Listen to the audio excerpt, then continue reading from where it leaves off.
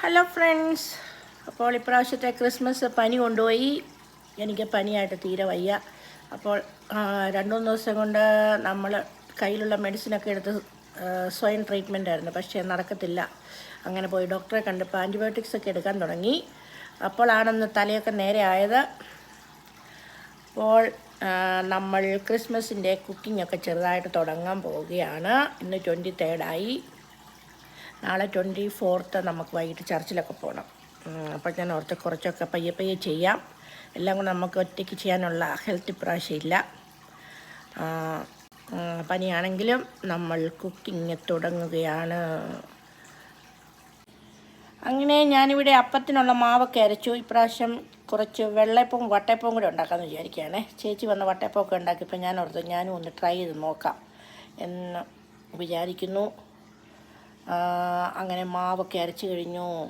ചന്തുവിനെ തോപ്പിക്കാനാവില്ല മക്കളെ. ഞാനിവിടെ അപ്പത്തിനുള്ള കോക്കനറ്റും അരച്ചു. അങ്ങനെ അപ്പത്തിനുള്ളത് ഞാനിവിടെ അരച്ചതുണ്ട് ഓവനകത്ത് വെച്ചിട്ടുണ്ട്. ഓവനൊന്ന് വാം ചെയ്തിട്ട് പിന്നെ നമ്മളത് ഓഫാക്കി എന്നിട്ട് ഓവനിലേക്ക് ഇട്ട് വെച്ചാൽ മതി. അപ്പം നമ്മുടെ വിൻ്റർ ടൈമിലും നമുക്ക് ഈ മാവ് നല്ലതായിട്ട് പൊങ്ങി കിട്ടും. അപ്പം വെള്ളയപ്പത്തിനുള്ളതും വട്ടയപ്പത്തിനുള്ളതും റെഡിയാക്കി. അടുത്തതായിട്ട് ഞാനിവിടെ ചിക്കൻ കറി റെഡിയാക്കിക്കൊണ്ടിരിക്കുകയാണ്. ഈ ക്രിസ്മസിന് ലഞ്ചിന് ചിക്കൻ ബിരിയാണി ഉണ്ടാക്കാമെന്നാണ് വിചാരിക്കുന്നത്. അപ്പോൾ ബിരിയാണിക്കായിട്ടുള്ള ചിക്കൻ കറിയാണ് ഇവിടെ റെഡി ആയിക്കൊണ്ടിരിക്കുന്നത്. ചിക്കനൊക്കെ എല്ലാ പ്രാവശ്യത്തെയും പോലെ നന്നായിട്ടൊന്ന് ഫ്രൈ ചെയ്തു. മാറിനേറ്റ് ചെയ്ത് വെച്ച ചിക്കനാണ്. അത് ഇന്നലെ എനിക്ക് ഹസ്ബൻഡെല്ലാം കട്ട് ചെയ്ത് റെഡിയാക്കി തന്നു. ഞങ്ങളത് മാറിനേറ്റ് ചെയ്ത് ഓവർനൈറ്റ് വെച്ചു. അത് നന്നായിട്ട് ഞാനൊന്ന് ഫ്രൈ ചെയ്തു. എന്ന് പറഞ്ഞാൽ ഡീപ് ഫ്രൈ അല്ല, ജസ്റ്റ് ഒന്ന് പച്ചപ്പ് മാറ്റി ഗോൾഡൻ കളർ ആക്കിയിട്ട് വേണ്ട കറിയാക്കിക്കൊണ്ടിരിക്കുന്നു. അപ്പോൾ നമ്മൾ അതിൻ്റെ ഒന്നും വീഡിയോ എടുത്തില്ല, അന്നേരം അത് ലോങ് വീഡിയോ ആയിപ്പോവും. അതൊക്കെ എപ്പോഴും കാണിക്കുന്നതുകൊണ്ട് തന്നെ അതൊന്നും നമ്മൾ ചെയ്തില്ല. രണ്ടെല്ലാം ഇവിടെ കറി റെഡിയായിക്കൊണ്ടിരിക്കുന്നു. ഇനി എനിക്ക് കുറച്ച് സ്റ്റൂ ഉണ്ടാക്കി വെക്കണം. സ്റ്റൂവും കൂടി ഉണ്ടാക്കി നമ്മൾ ഇന്ന് നിർത്തിയിട്ട് ബിരിയാണിയുടെ റൈസ് പിന്നെ ഉണ്ടാക്കുന്നുള്ളൂ. കാരണം ഇവിടെ നമ്മൾ സിക്കായിരിക്കുന്നതുകൊണ്ട് നമുക്കെല്ലാം കൂടെ ചെയ്യാൻ പറ്റത്തില്ല. പിന്നെ നാളെ വൈകിട്ട് പള്ളിയിൽ പോകണം.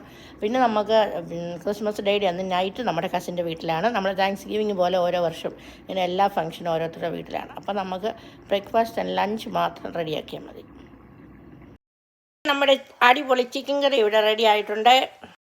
ഇവിടെ ചിക്കൻ സ്റ്റൂ ഉണ്ടാക്കിക്കൊണ്ടിരിക്കുകയാണ്. അങ്ങനെ ഞാനിവിടെ നല്ല അടിപൊളി ടേസ്റ്റി ചിക്കൻ സ്റ്റൂ ഉണ്ടാക്കിയിട്ടുണ്ട്.